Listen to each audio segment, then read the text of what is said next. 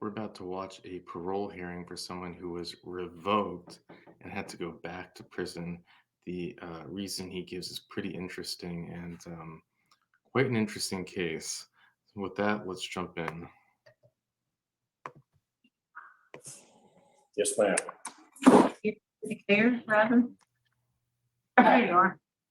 All right. Yes, ma'am. Good morning. It's still morning. Would you introduce yourself? Tell us your name and DOC number.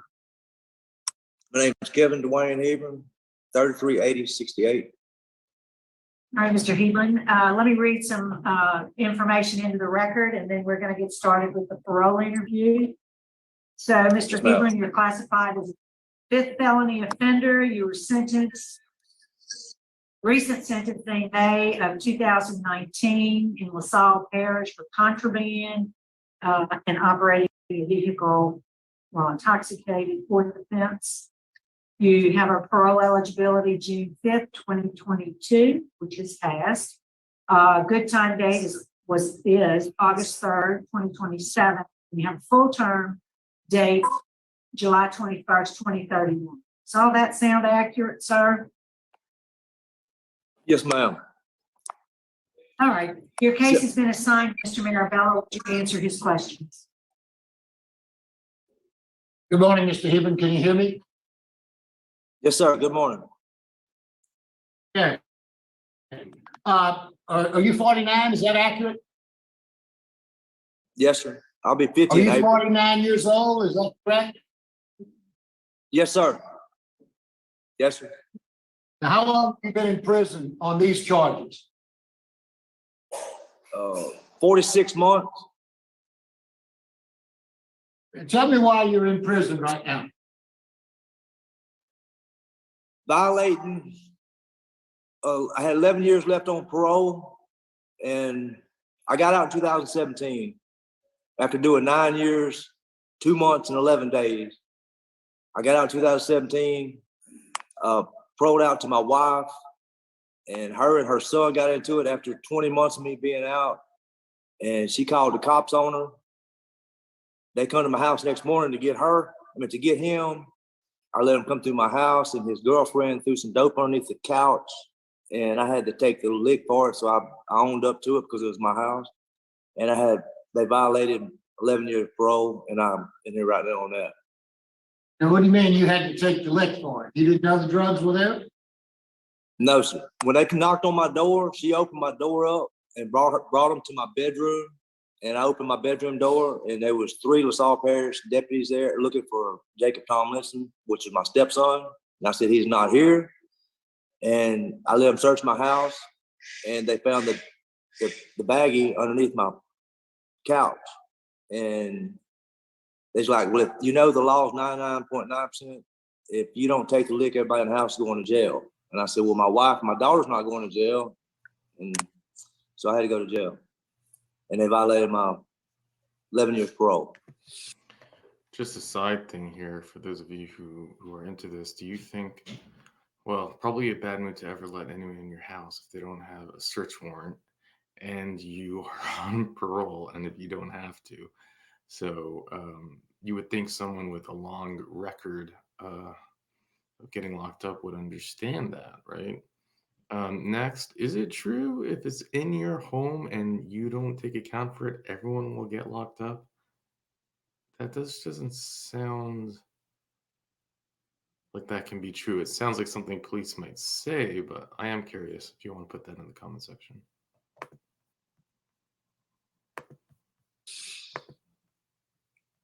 And I was back up 48 months, and I've been down 46.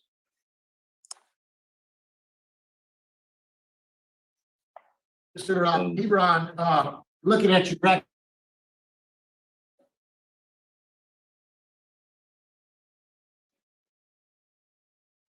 What's frozen? we can hear you a little bit. We can hear you. Can you hear me, Mr. Hebron? Screen's froze or something. Can you hear me? A little bit. I mean, it's froze. They're freezing up on me. Yeah, you might not see us, but can you hear us? Can you hear us? Okay, I can hear y'all now. Yes, sir, I Okay. can hear you now. Can we both agree that you're an alcoholic? I quit drinking in 2017 and I ain't had a drink since. But I'm a recovering I'm alcoholic. sorry, you said what? Since You quit drinking 2017, when I you ain't were had a what? drink. When I got out in 2017, 2017, okay. yes, when I got in 2017, I ain't had a drink since. And how did you stop? How did I stop? In 2008, I watched my daddy drink himself to death. Pouring beer in a feeding tube. You know, you go to AA meetings when you were out? No, sir. No? You just stopped cold turkey? Yes, sir. And your dad died when? 2008, Okay. from cirrhosis of the Now- liver and cancer. Why'd you get revoked in 2008? August the 12th, you got revoked. You got released in February of 2008, and you got revoked in August of 2008. What did you get revoked for in 2008? Fifth offense DWI. What? Fifth DWI. offense DWI. So when did you quit drinking? In 2017, when I got out. What programs did you take while you were in prison that helped you quit drinking? I took substance abuse. I went to Blue Walters in 2016. I've been to AA, NA.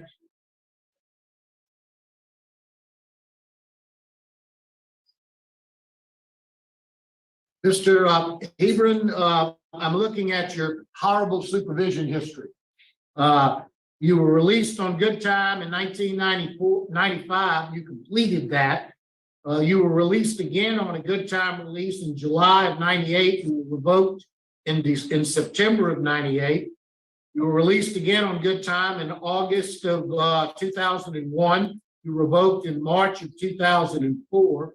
Released on good time again September the 11th of 2006, revoked December of 2006, released on good time February of 2008, revoked in August of 2008, released on good time on August of 17, and revoked on May of 19. Pled guilty to possession of drugs. You say you just took the hint because everybody else was going to go to jail. It's hard for me to believe that a man who's been drinking as much as you've been drinking all of your life, you've got 1, 2, 3, 1990, you had DWI, 1990, you had another DWI, 1994, you had a DWI, 1996, you had a DWI, 1998, you had a DWI, 2008, you had a DWI. It's hard for me to believe that a man been drinking as long as you have been drinking, ran a .226 in 2008, just quit cold turkey, doesn't have to go to any kind of AA meetings or anything else. I find that hard to believe. So tell me why my logic is wrong. I mean, I'm not gonna lie to you, but I mean, I put myself around people that was not around alcohol.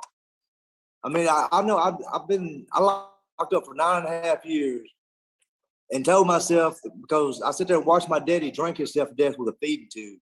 And I'm like, there's got to be a change, and I need to make a change. So when I got out in 2017, I stopped drinking, and I went to work remodeling houses with a landlord that I was renting a house from. I ended up buying a house and just kept myself busy and trying to be around my kids. I got a 20-year-old daughter and a 26-year-old daughter. In 2001, you got 5 write-ups, 4 for contraband. What was the contraband? Tattooing. What? Tattooing. In 2001. Okay. What was the one intoxication charge? You had an intoxication write-up. What was that?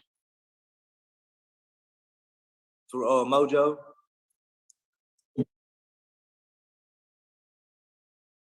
So you don't need AA meetings. You quit drinking cold turkey after you've been drinking all your life.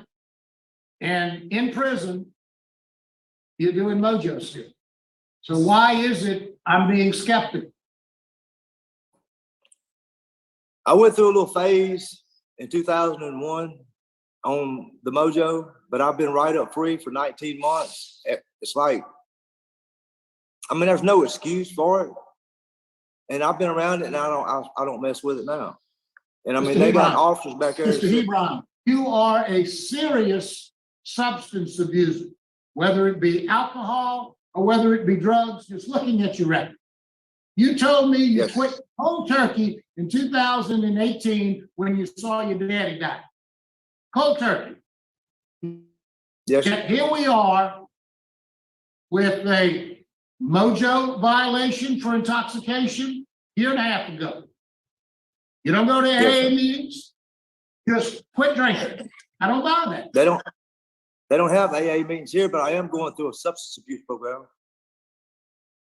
kind of substance abuse program are you going to? It's a risk management, and I've graduated living in balance and then re-entry. When did you do living in balance? I show you did it in 2010. When did you do living in balance? Living in balance in 2022. I graduated last year. All right. And they I put, show you I did graduated. $100. You've done more than that? Okay. So what's your sobriety plan if you get out?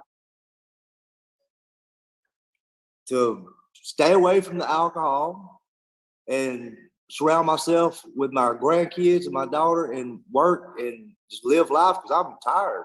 I mean,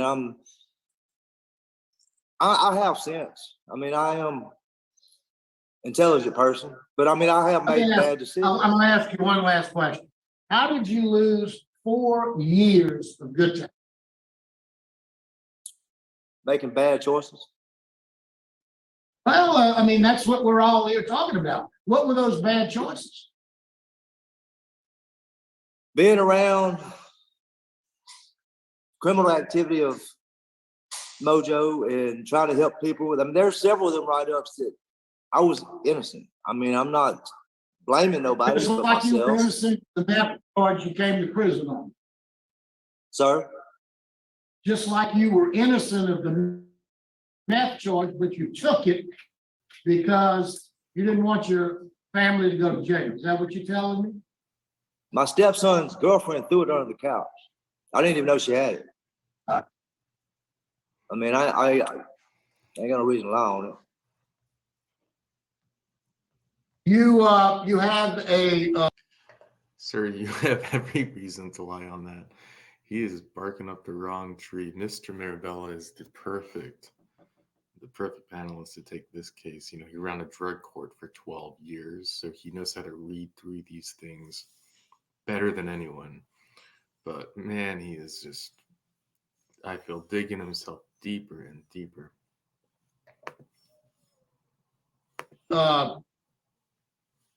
Good time release date of 2027. Had you not lost 4 years of good time, you'd be out. Yes, sir. I mean, That's all. What can, who is there with you? the same guy you were just talking to. Okay. What can he tell us about him? Is he still in there? Yes, sir. What can you tell us about Mr. Hebron? Familiar with Mr. Hebron, sir. There's nothing I can tell you. Is Ross still here? No, it's not. What about Jordan? What? You think he said he's not? No, it's not for me. All right. All right, Okay, well, thank you. That's all I've got. Mr. Hebron, is there something you'd like to say to us before we go? I just want y'all to know that I'm not trying to lie to the board, and I'm trying to be as honest as I can with y'all. And if y'all just give me a chance to go back out to society and live the rest of my life that I have left. And I mean, I know I made wrong decisions and bad choices. And I'm 19 months right up free. I don't get write-ups from 94 doing time. I don't get write-ups. This was like a phase I went through, and I've learned from that. And just with the alcohol thing, I know, I mean, I wouldn't sit here and just try to lie to you. I mean, I know it sounds like, really, he really just did that? But I did get out in 2017 and did it for myself. And instead of, I went around people that drank alcohol, and it gave me more power to not want it and see how they acted and seeing them. And it's like, I used to be like that. And I used to sit there and watch my mom and daddy drink their stuff and fight and this and that. I don't want that for my grandkids and I don't want that. I'm just be 50 years old, and I mean, I don't know how much time I have left. I just want to be able to change my life.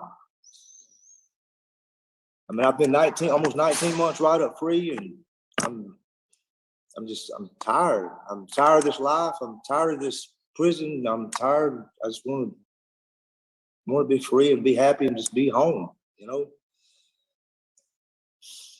If y'all just put it Yes, in sir. mercy. All right, thank you, sir. We're ready to vote, Mr. Marabella. Thank you. Mr. Hebron, I think you need some work. I do. I don't know that you have admitted to yourself what you need. Your criminal history, your disciplinary record, as I stated earlier, you lost 4 years of good time. And you tell me, oh, look, everything changed in 2018. 2021, you had 5 write-ups. You still continued to get write-ups. One was for intoxication. You didn't do any AA meetings when you were out by your own admission. You claim, oh, well, you were set up or you had to take the fall for the people in your house with the methamphetamines. Your disciplinary history, your criminal history, your supervision history, opposition from both sides. You have a moderate risk to reoffend, which almost everybody we see has a low risk. You have a moderate risk. You have high needs, antisocial thinking, substance abuse, mental health, and employment issues. Based on all of those reasons, my vote today is going to be to deny your parole. Good luck. Mr. Kelsey, I vote to deny your parole today for the same reasons as stated. Mr. Hebron, I hear everything you're saying. I know you want to get out, but this is not about getting out. It's about staying out, and I have some more work to do. So my vote today is also deny, and mine is based on the loss of 420 days of good time in 2021. Moderate risk. Good luck to you, sir.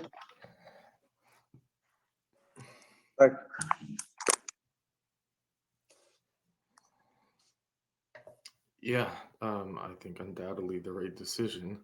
One might argue that, someone like that needs the Steve Hoyle program, if anyone needs that, and that if you want to help someone and protect our society, he either needs to stay locked up or get him serious help.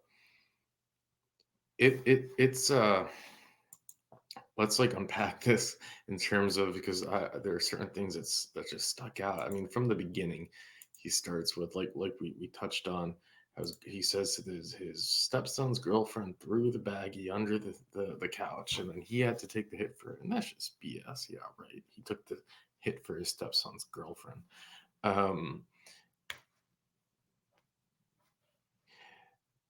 Then he talked about how his father had just died from alcoholism, I don't know if you caught this, but he was pouring alcohol in his feeding tube, and that is tragic. To me, that is just so tragic. I don't know if you've known anyone that done that. That never even popped up in my head as something that can happen, but wow. And to watch your father disintegrate like that, it's interesting. You could think it could have one effect, which is you'll stop drinking, or the other effect, which is you'll just drink more. Do you believe him that he actually stopped drinking from that? I don't know. Here's the other thing. He blew a .226. So I was like, I don't really understand these numbers. So I Googled it, and This is what Mr. Mirabella said after he started listing all the DUIs. He's like, really? I mean, DUI after DUI after DUI after DUI. And those are just the times that he was caught. And apparently a 226, according to Google, um, a 226. So once an individual approaches or passes a 2-0, they're at high risk of serious injury, choking, coma, or death. A 2-5, it says you would just straight up pass out.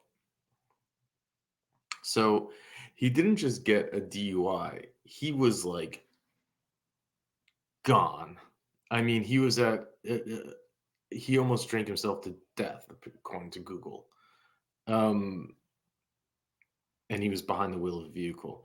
And we got to be real, like people like that, we've seen plenty of hearings where people had alcoholics with many DUIs um, who get in the car and kill someone. And then we sit there yelling, why is he still on the road? Why is he not locked up? Why is it not that? Why doesn't he? Why aren't we protecting our society? And he is just lucky that he didn't kill anyone. And as far as I'm, nothing in his record has shown that he won't get back out there in a car. If it's not, he's only 50. I mean, heck, we could be talking about however many years, we've seen someone who I think was in his 80s who had the DUI that killed someone in here. So it's too many. And how does someone at this age who's gone through prison, who's had so many parole hearings, who's doesn't even know how to fake it, doesn't even know how to say that he'll go to DUI, like that he'll go to AA, like it's like he's clueless. What did he say? He said he's an intelligent guy. No, sir. You are. I don't think you checked any benchmarks of intelligence.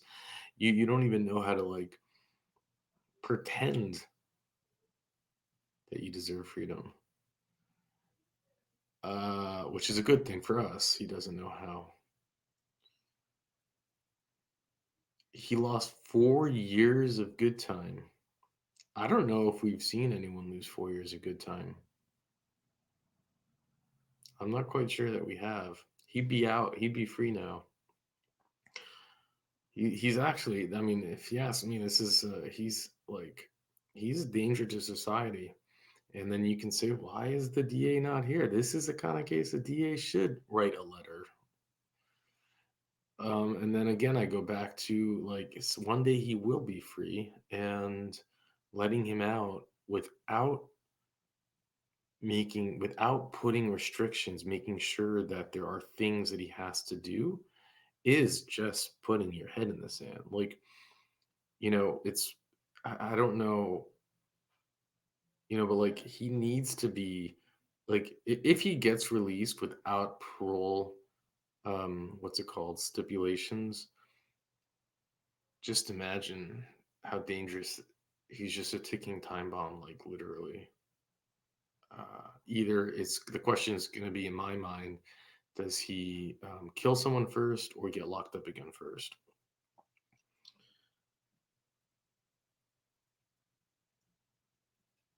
And in that sense, it's like it's really, we're not doing enough here to protect um, the innocent people on the road. And how would he do that? I don't know. You set stipulations. He has to go to AA. I've seen them say this to people who hadn't touched anything in 25 years. They had a drinking problem when they were 17, got locked up, and it's 25, 30 years later, and then they'll still say, you have to go to, I want you to go to AA 30 AA meeting classes in 30 days, and then 3 times a week, and then it's like, well, isn't this a case that you should do that? Like maybe saying you can get out first. Let me send you to Steve Hoyle. Let me, and then make sure that I'm not saying I get the problem. If you do the stipulations, and you have to let him out. But if you don't let him, he doesn't deserve to be let out. But then if you don't, it's like a catch-22. I don't know when his next parole hearing is, or if he's just going to get out when his sentence expires. I'm guessing he's going to have another parole hearing. And then hopefully they do set the stipulations about all the AA classes, and that he has to wear a monitoring bracelet, and then he has to be subject to random tests, and that he has to, have a thing in his car. Anyways, I digressed. With that, I'll let you go.